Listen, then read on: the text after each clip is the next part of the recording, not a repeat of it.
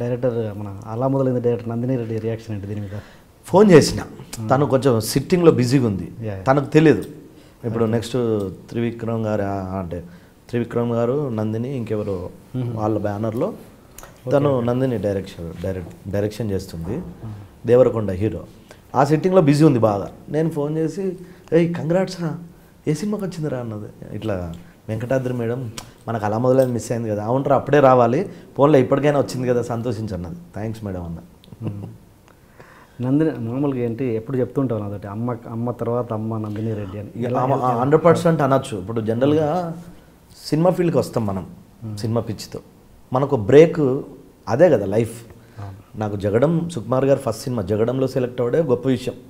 వచ్చిన 3 నెలలకే జగడం పడ్డది, ఇన్స్టిట్యూట్ చేసి వచ్చిన 3 నెలలకే జగడం పడ్డది. ఆ 1 ఇయర్ అసలు డోకలేదు. హ్యాపీ, అంత పెద్ద బ్యానరు. రాము సెకండ్ హీరో రాము గారిది, సుకుమార్ గారి డైరెక్షన్లో ఆర్య తర్వాత ఎట్లుంటుంది. ఒక 10 మంది కోసం 300-400 మందిని ఆడిషన్ చేశాను అప్పట్లో. అందులో నేను ఒక్కడిని మెయిన్ క్యారెక్టర్గా, అంటే 4 మెయిన్ క్యారెక్టర్లు ఉంటాయి అందులో. వేణు, ధనరాజు, గిరి, చందు, ఇట్లా మెయిన్ క్యారెక్టర్లు. వాళ్ళు కాకుండా ఒక 4 ఎక్స్ట్రా ఉంటారు. జనరల్గా అన్ని సినిమాల్లో 4 ఫ్రెండ్స్ అంటే 4 కాదు, చాలా కొత్తగా ఆలోచిస్తారు సార్ సుకుమార్ సార్.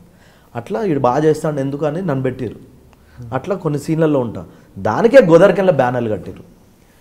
అంటే అక్కడి నుంచి భీమిల్ కబడ్డీ జట్టు, కృష్ణవంశీ గారు మహాత్మతో ఇండస్ట్రీలో అందరికీ ఈడెవడ తాగుబోతాడు వచ్చిండు, కృష్ణవంశీ గారి చేతిలో పడ్డాడు, అసలు అద్భుతం అని మాట్లాడారు. అలా మొదలైంది. నేను ఎక్స్పెక్ట్ చేయలే, నాకు లైఫ్ అది. అంటే ఇంకా తాగుబోతు రమేష్ అంటే అలా మొదలైంది. ఇప్పటికి అలా మొదలైన లాంటి సినిమా పడలే మళ్ళీ. అట్లా నాకు ఇక నా తల్లి జన్మనిస్తే ఇండస్ట్రీలో నా తల్లి నాకు బ్రేక్ ఇచ్చింది నందిని రెడ్డి. ఇండస్ట్రీలో ఎవరైనా నేను లేకుండా సినిమా చేస్తారేమో కానీ నందిని రెడ్డి గారు నేను లేకపోతే సినిమా చేయదు.